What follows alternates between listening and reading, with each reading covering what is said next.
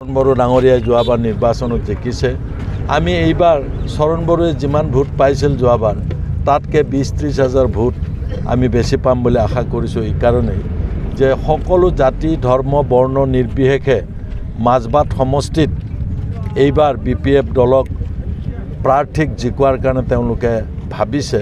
আৰু আমি ভাবোঁ অকল মাজবাটেই নহয়, গোটেই দৰং ওদালগুৰিৰ বিশেষকৈ ওদালগুৰি জিলা পাৰ্টটো যিটো এডমিনিষ্ট্ৰেটিভ জিলা সেই পাৰ্টটোত আমাৰ ৰিজাল্ট খুব ভাল হ'ব আৰু আমি বহুত আগুৱাই থাকিম ভাৰতীয় জনতা পাৰ্টি আৰু কংগ্ৰেছতকৈ।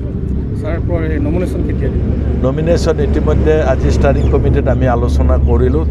3 তাৰিখে 12 বজাৰ আগত আমি নমিনেশ্যন দিয়াৰ ব্যৱস্থা কৰিছোঁ আৰু নমিনেশ্যন দিয়াৰ সময়তো আমাৰ দলীয় কৰ্মীসকলক লগত লৈ আমি নমিনেশ্যন দিয়াৰ চিন্তা চৰ্চা আজি কৰিছোঁ আৰু আমি ফাইনেল কৰিছোঁ। এখন সামাজিক মাধ্যমত ফটো ভাইৰেল হৈছে UPPLৰ চেয়াৰমেন বেঞ্জামিনক লৈ। সেই ফটোখনে উদঙাই দিছে যে UPPL দিনত হোৱা দুৰ্নীতি যথেষ্ট বিতৰ্ক সৃষ্টি হৈছে। কি ৰিয়েকশ্যন দিব আপুনি? সদায় প্ৰমোদ বড়ো ডাঙৰীয়াই অন্য দুৰ্নীতিৰ কথা কৈ থাকে। আজি যিটো ঘটনা ঘটিছে তেওঁ ইমিডিয়েটলি তেওঁৰ ওপৰত কাৰ্যকৰী ব্যৱস্থা ল'ব লাগে আৰু তেওঁক আইনগতভাৱে সেইজনৰ ওপৰত ব্যৱস্থা ল'ব লাগে। আমি তাকেই বিচাৰিছোঁ। যদি প্ৰমোদ বড়োৱে অন্যক ক'ব পাৰে, প্ৰমাণ হোৱাৰ পিছত নিজৰ মানুহক তেওঁ যদি ব্যৱস্থা নলয়, আমি বুজি পাম যে তেওঁলোকেহে আচলতে দুৰ্নীতি বেছিকৈ কৰিছে। ফটোখন লক্ষ্য কৰিছেনে আপুনি? টকাৰ বিচনা বনাই শুই আছিলে আৰু সেই প্ৰমোদ বড়োৱে কিন্তু হাগ্ৰামাৰ 17 বছৰীয়া দুৰ্নীতিৰ কথা কৈছিল। আপোনালোকৰ BPF দলক তছনছ কৰি দিছিল PTC নিৰ্বাচনৰ আগমুহূৰ্তত।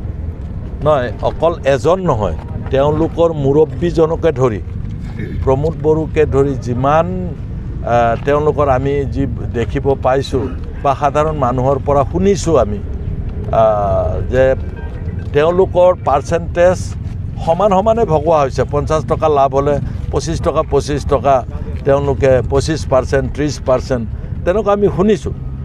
আৰু এইটো আজি যিটো দেখিলোঁ এইটো যদি হয় তেতিয়াহ'লে তেওঁলোকে 25% নহয়, গোটেই বাজেটৰ পইচাটোকে তেওঁলোকে গোগ্ৰাসে গিলিছে।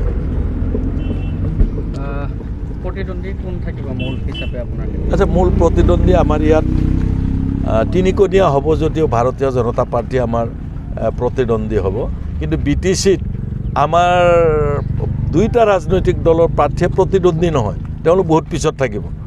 বাহিৰত অলপ তেওঁলোকে প্ৰতিদ্বন্দ্বিতা কৰিব। মাধৱ ৰাজবংশী কংগ্ৰেছ মহাসাগৰ তেওঁলোকৰ বিজয় নিশ্চিত, কোনো দলেই তেওঁলোকক প্ৰতিদ্বন্দ্বিতাত নাহিব বুলি মন্তব্য কৰিছে। মাধৱ ৰাজবংশী সম্পৰ্কে মই কোনো ভালকৈ বা বেয়াকৈ তেনেকৈ ক'ব নিবিচাৰোঁ। মাধৱ ৰাজবংশীয়ে MP খেলিছিলে আজি কিছুদিন আগতে, 64,000 ভোট পাইছে। আপোনালোকে মোবাইলত চালে গম পাব। মঙলদৈত ইলেকশ্যন খেলিছে এটা MP 64,000। মই যিটো সমষ্টিৰ MLA তাত তেওঁ কংগ্ৰেছৰ পৰা MLA খেলিছিল, 6,000 ভোট পাইছে। এজে হ'ল তেওঁ কংগ্ৰেছ কেণ্ডিডেট হিচাপে বেলেগ কথা, মাধৱ ৰাজবংশী হিচাপেই তাৰ মানুহে তেওঁক গ্ৰহণ কৰা নাই। কিমান ভোটত জয়লাভ কৰিব? আমি 2 লাখ ভোটৰ ডিফাৰেঞ্চত আমি বিজয়ী হ'ম বুলি ভাবিছোঁ। কাৰণ আৰু এই 2 লাখ ভোট আমি BTCতেই লিড ল'ম আৰু বাকীবিলাকত সমান হ'লেও আপত্তি নাই। যিহেতু মাত্ৰ 2খন আসনতহে BPF দলে প্ৰতিদ্বন্দ্বিতা কৰিব, হয় NDA নহয় NDA, ক'লৈকে যাব? আমাৰ দলে সিদ্ধান্ত ল'ব। এইটো ব্যক্তিগত সিদ্ধান্ত কেতিয়াও হ'ব। ঠিক আছে।